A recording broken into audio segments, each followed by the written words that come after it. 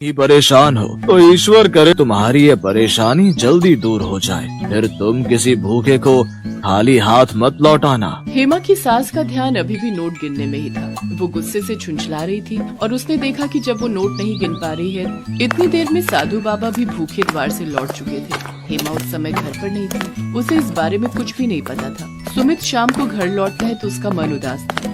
क्या हुआ?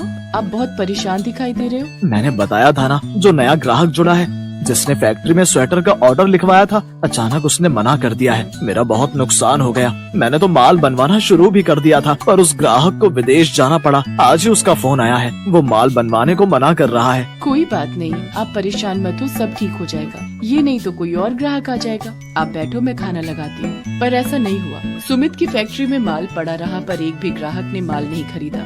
धीरे धीरे सुमित का सारा काम ठप हो गया और वो कर्जे में डूब गया। घर में पैसों की तंगी आ गई। हेमा और उसकी सास दोनों के सारे गहने बिक गए। मकान गिरवी रखना पड़ा।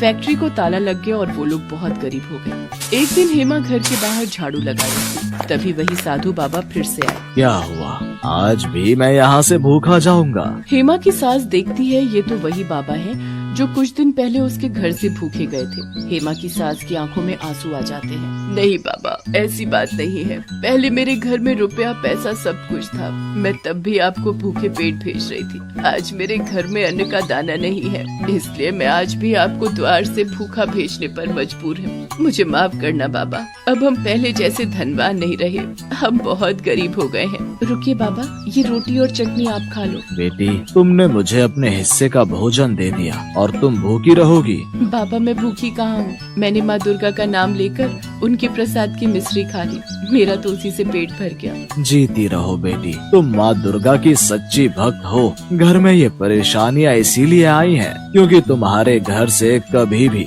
किसी गरीब और बेसहारा को दान पुण्य नहीं हुआ था। तुम माँ दुर्गा के नव